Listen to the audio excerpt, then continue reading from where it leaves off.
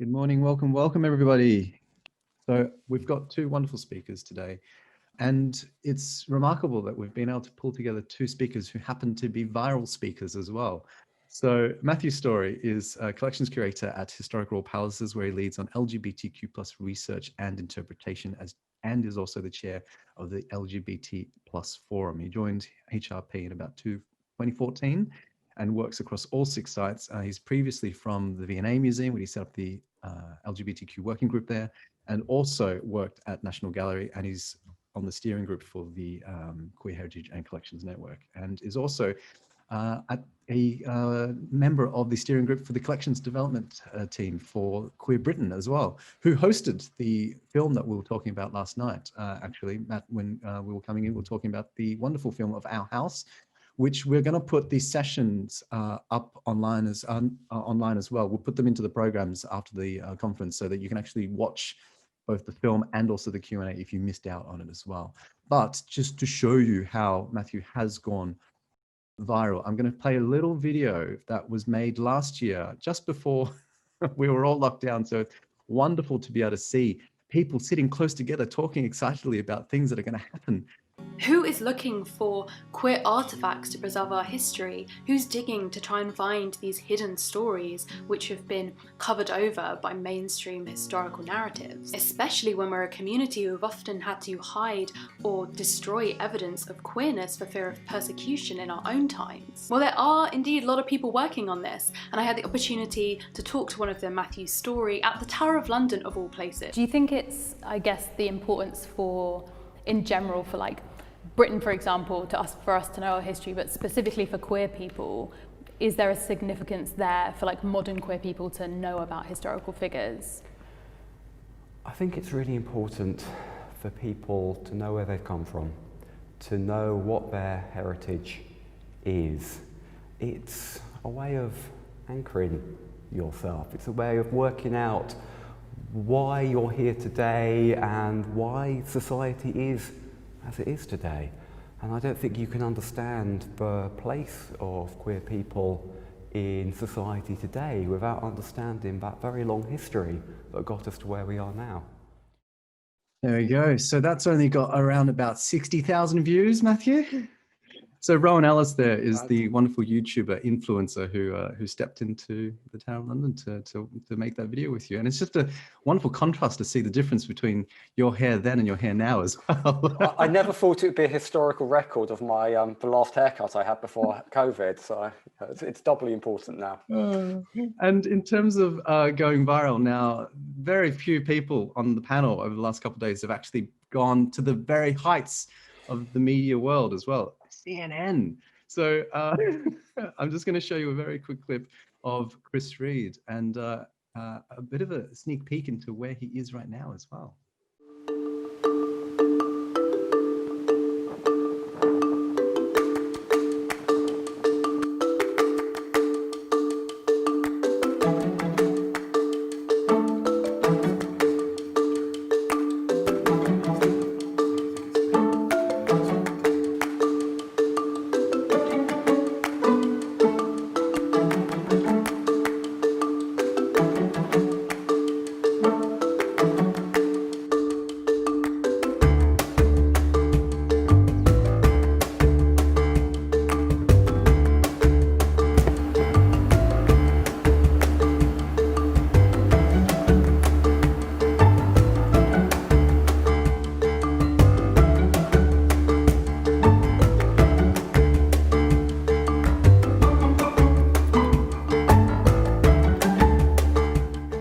That whenever the public come back and they see the amount of man hours that have been dedicated, not only from the house team but also from our wonderful volunteers, existing volunteers but new volunteers also from Strangford, our local village, you know, they're going to see a real difference, and you know, yeah, I feel really excited that they will see objects and items returned to how they should look. So not only is Kris Reid a wonderful pot polisher and also a dutiful nodder in videos. Yeah, good job. Yeah. You do that very well, Kris. Kris is also a PhD candidate at the University, Ulster University, researching post-conflict museum activism within the context of LGBTQ plus heritage. In addition to this, he's also written and has delivered monthly LGBTQ plus tours at Hillsborough Castle and Gardens, an Irish country house in Northern Ireland that is the official royal residence and is also the home of the British Secretary of State for the region. So there you are. Welcome both. Thank you very much for this session. So take it away. Thank you very much for everyone for coming today.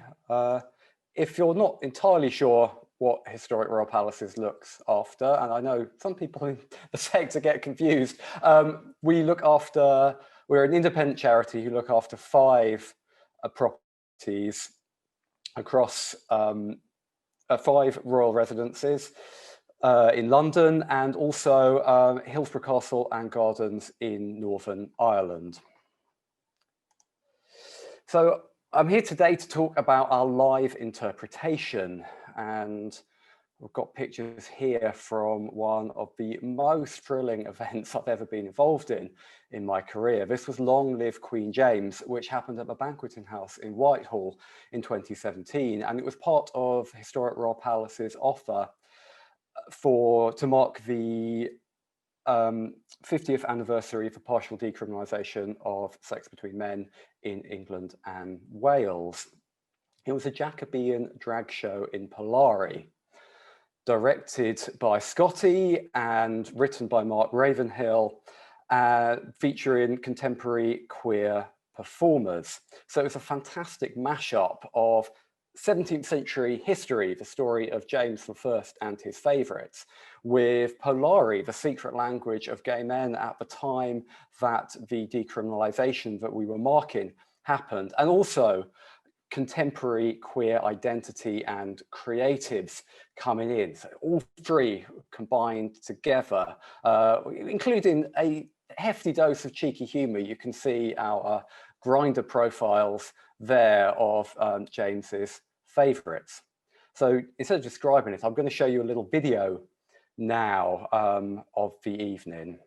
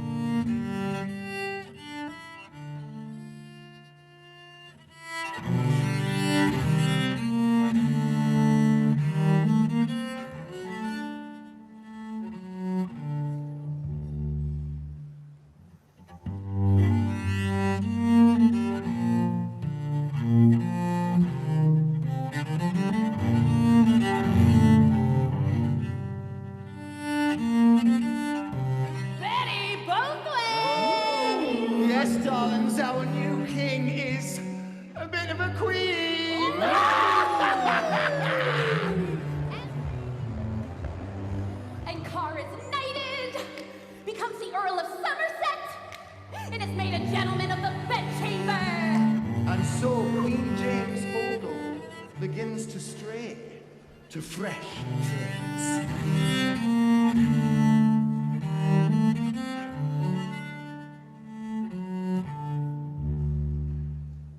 Rise of Phillies, sisters. Only that will be uncontrolled. Bring it on, bitch. There we go. And Somerset and the Countess are pulled in by Lily Law as poisoners.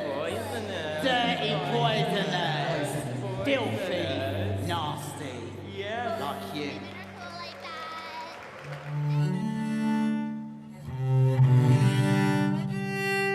James, after hearing this, is ginormously melancholy.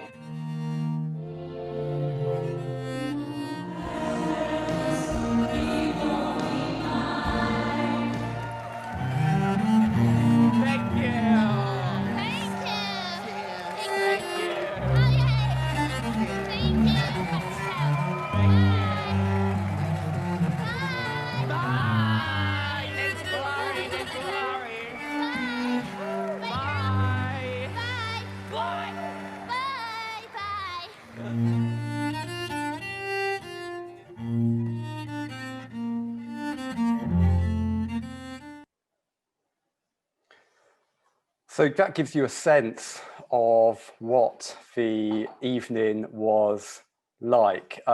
It combined the performances, but also some, and now for the serious history bits, lectures by myself and another curator, Elizabeth Murray.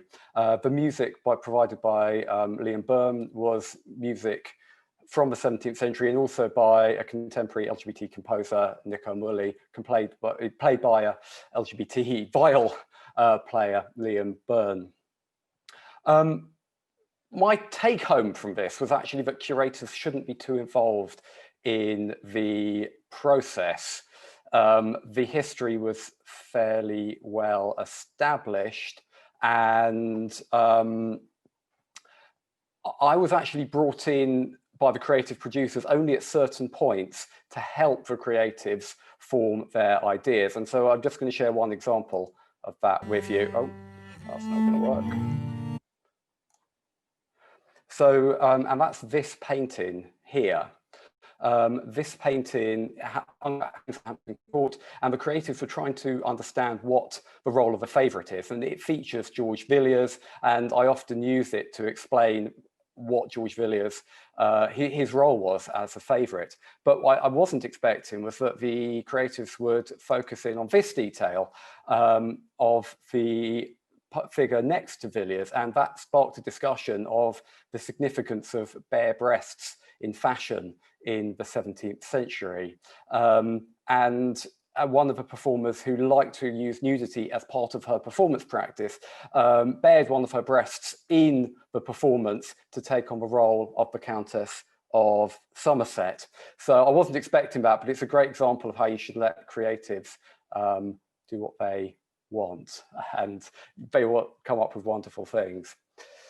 So the next thing I would like to talk to you about is Queer Lives at the Tower, which happened in 2020. This was an immersive theatrical piece, and the idea was that it would be a combination of a very standard Warder-led tour, but then scripted to a script by the playwright Chris Bush, directed by the director Tom Latter, and the warders would take you through the spaces and then be interrupted by pieces of performance led by this character, a drag raven. Now, it was quite a process to work out what to put in this tour. When we were researching stories at the Tower, we realised they were skewing very male. Indeed, I think this is often an issue when we're looking at LGBT history, because there is a lot of male histories in the record. We were very keen that there should be, we should represent the breadth of experience within the LGBTQ community today and historically. So we had actually a lot of discussions. One thing we thought we could do, because it was a theatrical piece, was we could invent two female characters, say two female servants. But because the warders were leading the tour, they actually felt very strongly that they had a reputation for only delivering history that we know happened in the Tower, featuring people who we know were in the Tower. And so we had to think, well, how do we get better representation in? So we did that through a variety of ways. One, we were very upfront in the introduction about why people at the Tower that evening wouldn't be hearing very many stories of women, but also making the point that Queer Lives at the Tower was intended to be the first part of the trilogy, which would then take you to Kensington Palace and Hampton Court Palace. And we knew at Hampton Court Palace and Kensington we'd have many more stories of women, as well as many more stories of people of colour who weren't featured. We couldn't find very many for the Tower history. We also took a gender and colourblind approach to casting, knowing that the actors would be portraying a number of different characters throughout the evening. They take on different roles. There was no point doing casting, casting someone who looked like James I, who'd then have to play somebody completely different. So by taking the gender and colourblind attitude to casting, we could represent different aspects of the LGBTQ community on the evening. Now, we were very keen to be very open about this process, and I highly recommend doing this. So we have a Curators blog. So I actually wrote a blog post about all the ideas that didn't get into the tower tours and why we did that. So a bit of quite efficient research as well. The research I did couldn't go into the tour, so I put it in the blog post. So if you want to read that, that gets underneath the bonnet of the process. We also used that video, which you saw a bit of earlier with Rowan Ellis, to both promote the tours and to give a behind the scenes view. So in the end, what people saw, Queer Lives at the Tower, was a witty and irreverent take on history, but all of that history very accurate, led by the dragged Raven character. And the people, the characters they encountered were some of them very familiar: James I, Edward II, and Piers Gaveston, Thomas Overbury in a time-traveling conversation with Roger Casement. They were both prisoners at the Tower. And we also had the army featured, because the Tower has always been an army base, and I'm very keen that we don't just tell stories of elite people. We tell stories about all the people who have used and lived in our properties. So we talked about the long relationship of the army with LGBTQ plus lives and identities, and I did a lot of research to try and find an interesting and relevant story, and I found just a few newspaper reports of somebody who wanted to be called by the name Kathleen Woodhouse, and they came up before the magistrates in Islington as a deserter in the First World War, and the accounts at the time suggest that they were born male but lived and identified as female. And so just by including that story, we opened up the range of stories we were telling. So by looking just beyond the familiar elite figures and doing curatorial research, we can be a lot more relevant in the stories we are telling. So that's what was happening in London. I'm now going to turn to Kris, who is our expert on Hillsborough Castle and the scene in Northern Ireland. So if you haven't been to Hillsborough, here it is. It's absolutely gorgeous. So Kris, perhaps you could tell us a little bit more about what's been happening at Hillsborough within the context of Northern Ireland, and why our tours at Hillsborough are so important. Yeah, thanks, Matthew. That was great. I suppose I just wanted to give a very, very quick overview of Hillsborough for people that haven't heard of it. It's called Hillsborough Castle. As you can see, it doesn't really look like a castle, but that's quite a common practice in Irish country houses to make them look much more antiquated than they actually are, to make it look like they've been in Ireland much longer than they actually were. So it's an 18th century Irish country house that was built by the Hill family. And in the 1920s, it was purchased by the newly formed Northern Ireland government following the partition of Ireland. Initially as a governor's residence, it then became the official royal residence of the British royal family when they're in Northern Ireland.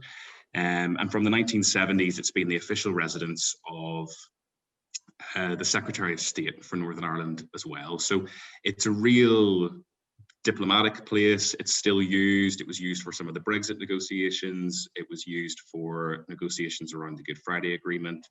Royal visits still happen fairly regularly. Political visits still happen regularly. And so for that reason, it's a fairly contested space as well, because of course, it is very much defined by its association with Britain's presence in Ireland, which in Northern Ireland in particular is a very, very contentious issue. Now, HRP took on the management of the house in 2014, and in 2019 opened it to the public. The house and the gardens in its entirety were opened for the first time in the estate's history.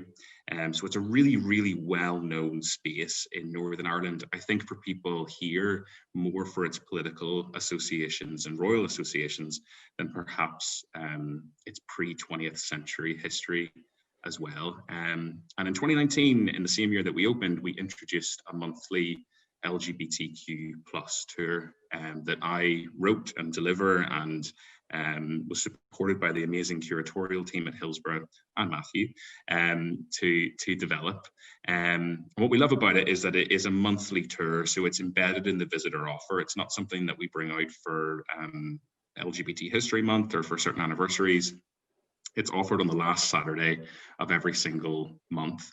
And unfortunately, we were running it from August of 2019 up until March. The last tour I did was the end of February of last year, which is mad, actually. That's almost a year ago, until COVID, unfortunately, meant we couldn't anymore. But I wanted to talk a little bit specifically. I'm not going to go into too much detail about all of the stories that we tell, but I wanted to talk a little bit about the importance of trying to frame the queer interpretation of past lives and past stories within a local context. Because as I mentioned already, and I'm reading my notes here because I want to try to get this right, the Hillsborough Castle is very much rooted in Northern Ireland's history, and we have to acknowledge the existence of, I suppose, Northern Ireland as a post-conflict region within the UK. So it's a region where individuals living here have endured for decades violence, death. A lot of people are still living with life-changing injuries, and there's a collective trauma that's associated with that as well. And that has had its impact on the LGBTQ plus community here as well. And we have to look at Hillsborough Castle's association with that too. And as somebody who grows up in Northern Ireland, I'm always have always been very keen to step away from the conflict. I don't want to include the conflict in things, but unfortunately, whether I like it or not, it does seep into a lot of the things that we do in the cultural sector in Northern Ireland as well. And I do think that mindset applies to the UK and Ireland and globally as well.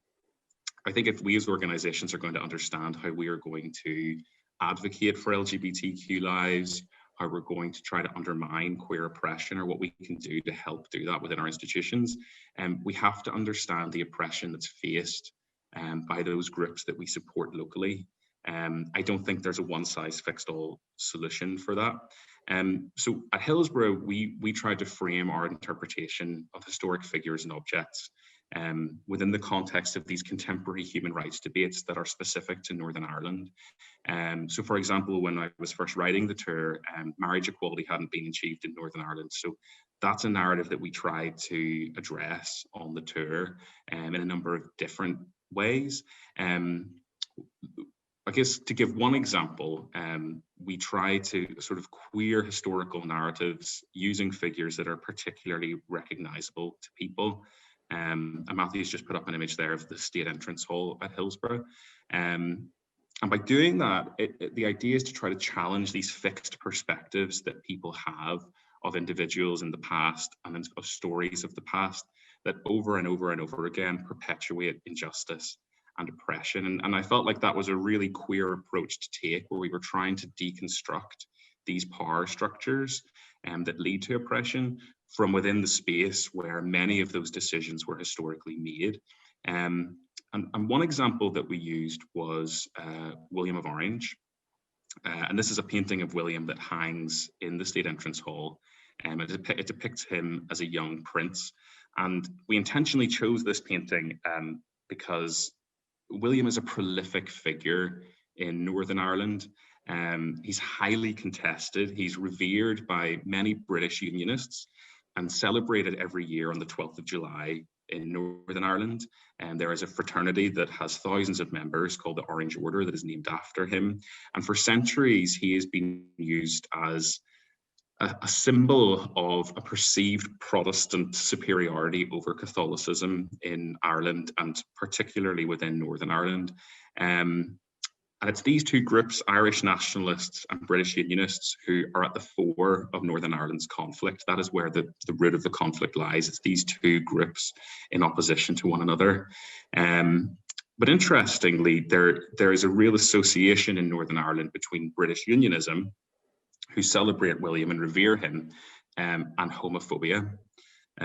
So the idea of queering one of the most revered figures within that culture is potentially highly controversial and can be perceived to be intentionally contentious.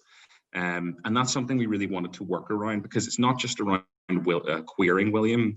If you try to introduce any new narratives about William, that could be perceived as trying to undermine that group's identity. Now, I have an internal conflict with that, because to me, the idea of revering somebody as a means to undermine another group is not acceptable. So we decided to take this opportunity to introduce the queer narrative about William as a means to really challenge people's fixed perceptions of him as this sort of Protestant British military hero overpowering Catholicism, and look at him as an individual and show people that there are nuances around these historic figures that we revere, or in some cases hate. Now, again, taking the Northern Ireland context, and this is something that's discussed in the literature review that you can download from the programme, we decided to not overtly state that William was definitely queer.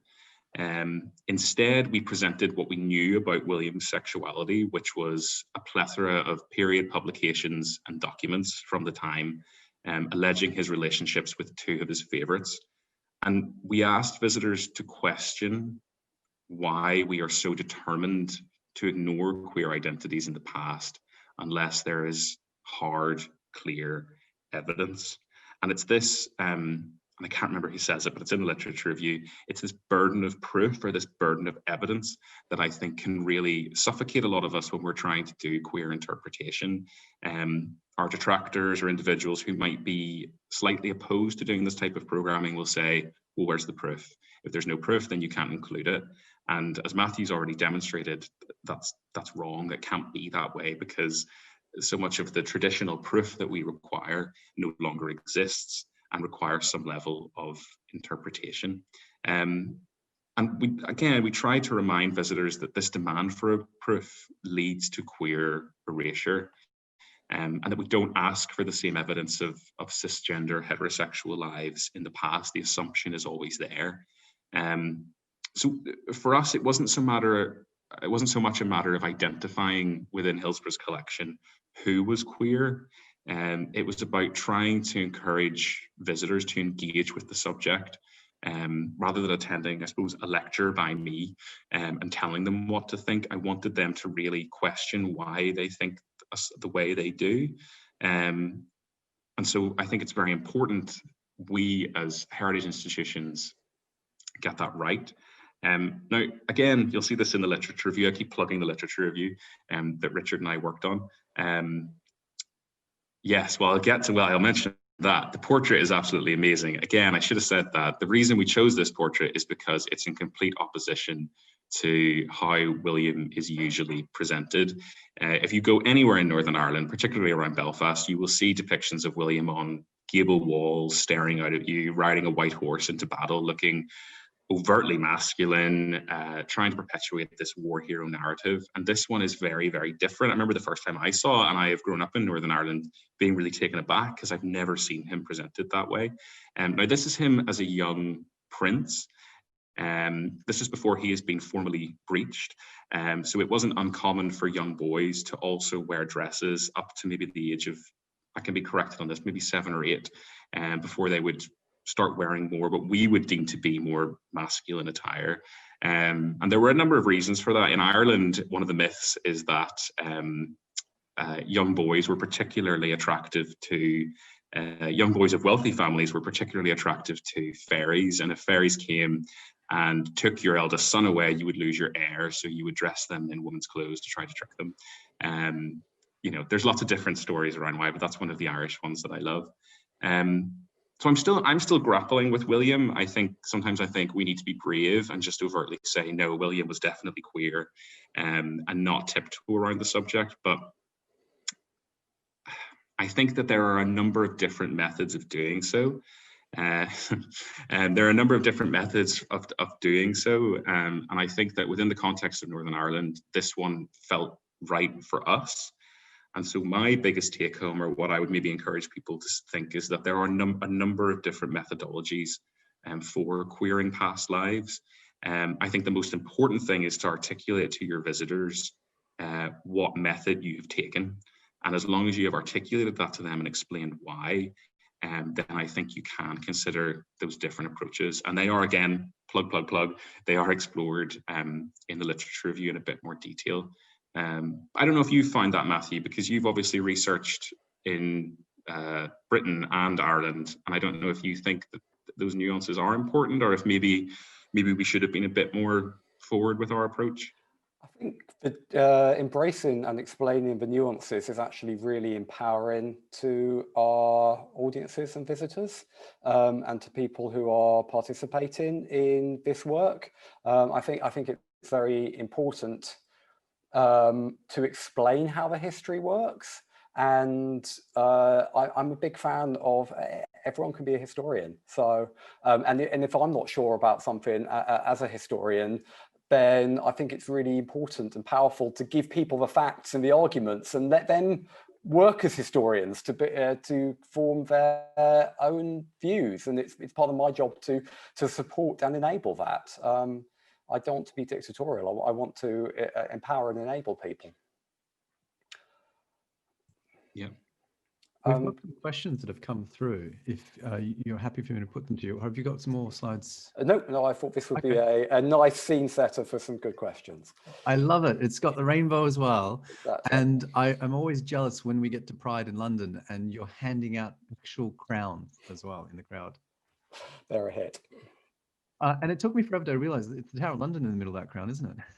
It's a mashup of all our properties. It's spot nice. them all. Let's close the screen share so people can see your lovely faces as well. Nice and big. And I'm going to drop in a practical question to start off with, because at the moment, if people rush, in 24 hours, the Shared History Fund by National Heritage Lottery Fund, National Lottery Heritage Fund, they've got a Shared History Fund marking the centenary of Northern Ireland coming up. So that closes tomorrow. But it means that coming up, we are going to be thinking about the centenary. And so there's going to be lots of different things that we need to think about when we mark that particular centenary. And so the first question here from Rachel Lennon, who's co-project manager of the Queer Heritage Collections Network. What challenges have you faced in HRP in sharing these narratives, and how do you overcome them? And how would you overcome them looking into the future as well when we're marking the centenary? I can answer that from a Northern Ireland perspective, Matthew, if that's... Yep, please do. I think one of the issues that we have in Northern Ireland is that there are perceptions of Northern Ireland that can be quite negative sometimes, and I think people can sometimes, HRP has only really taken on Hillsborough Castle in the past 7 years or so, and so it's been a big education, I'm sure, for people from outside Northern Ireland. It's a big education for people in Northern Ireland to deal with some of those nuances. And so I think when we tried to develop this tour, there was a little bit of apprehension about some of the stuff we were talking about. And maybe people being a little bit easily spooked because there's this assumption that people will get offended, or that Northern Ireland is perhaps slightly more conservative. And I have noticed there were maybe some instances where there were things that people wouldn't have maybe had an issue in London. They were worried that it would be an issue in Northern Ireland. And I was part of a really amazing team at Hillsborough who were really a big advocate of saying, no, press forward, we can do this is important, and we're doing it a certain way.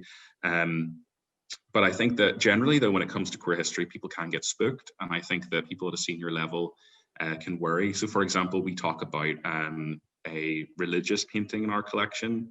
We really thought the biggest controversy would be William of Orange, but nobody's cared. The biggest issue we had was with a religious painting that depicted two saints embracing one another, and we interpreted that in a queer way. And we had to have a lot of conversations around it, and thankfully it's still in the tour. But I don't know, what's your experience been, Matthew, with internal stuff? I think it's really important to have a very firm rationale for what you're doing. So developing Queer Lives at the Tower, an initial press release went out talking about sex work and cruising and the army. And the Fusiliers Museum is part of the Tower of London, but it's a separate organisation to Historic Royal Palaces. And they questioned this, thinking about the good reputation of the Fusiliers. So I went back to the sources and I actually realised we'd come on a bit strong with that, and the evidence didn't fully support what we were saying. However, there was a lot of evidence there for queer sex work in the army, and I actually sent a beautifully footnoted email to the Fusiliers going, yep, totally hear what you're saying. But what we're saying is based on these sources, and I will happily change the content so it's better fitting those sources. So actually, I take that process of criticism and questioning really seriously, because it helps me to do a better job. And it's never a bad thing if you have to go back to the sources. And it's a really powerful thing if what you're presenting to people when you're questioned about it can be supported by rock solid evidence and footnotes. So I'm really open to that process, because actually I think it makes my work better. I've got what I will take as a comment from Sunday Swift Day Them, and then I'll move into a question from Sunday as well, which is to sort of say that a lot of this, in terms of when you're talking about evidence, there's a possibility that internalized homophobia or the potential of legal consequences, it builds into that into the discussion. But the question here is just often things around Northern Ireland is actively avoided, or when it's discussed, it's sort of primarily focused on the negative. I'm going to also add now, and I'm going to stay with you, Matt, because you mentioned Roger Casement just a little bit earlier. Margaret Milton has also sort of said rolling out tours involves a lot of training. So for guides, docents, and how can you share some of the wisdoms in conducting those trainings and dealing with, you've already mentioned a complicated narrative. Roger Casement is also a slightly complicated narrative. Well, I have to confess that, as I said earlier, sometimes as a curator, you're kept away from the creative process because coming on too strong as a historian can stifle creativity. So I wasn't involved in all of the development of it for very good reason, actually. We wanted people to feel free to explore these ideas and then come to me when they had questions of when things weren't making sense. But it was a really great development opportunity for our warders, because our warders are very used to presenting and talking, but they get training for that, but they got the chance to work with an award-winning playwright and director on this material and how to present it and interacting with actors. So it was a really great staff development opportunity. And I'm glad that it was possible as well to, their managers were very cooperative in giving them time in their schedules to attend rehearsals. So I think this does point to something important, which I've talked about with HRP's approach in the past, which is collaboration. That we are lucky, we're a large organisation, we have creative producers. We're not as large an organisation now as we were before COVID. We're not as wealthy an organisation now as we were before COVID. So it'll be really interesting to see what will happen going forward. I mean, Queer Lives at Kensington Palace and Hampton Court have both been casualties of COVID, and I don't know when, if ever, they'll come back. So things could change, but I may have gone off topic here, but it's well, let me get you back to topic, and because we're going to move to wrap up now. If you were to give us sort of one key takeaway, what would that be?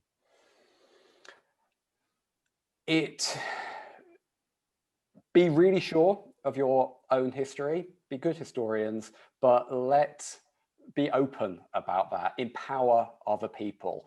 Your history is not for you yourself, it is to share with people, it is to empower people, and you have to be really open with the people you're working with and your audiences to allow their creativity, their knowledge, their experience to be as important a part of the process as those historical facts. Obvious. Thank you, Matthew. I'm going to stay with you just for a moment, Kris, and then if everyone's okay for staying just a few extra minutes, Kris actually has a bit of a treat for us as well. So the last question I might just put to you, Kris, and it's just to ask from India.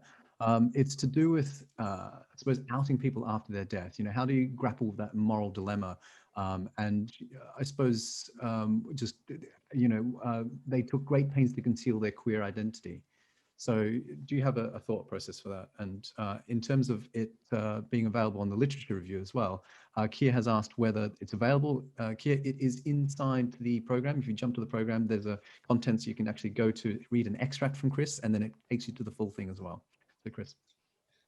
Yeah, I think it's a really, really good question, India, and I think it's one that doesn't have a concrete answer yet. For me, I understand the need to respect people's wishes, and I understand the need to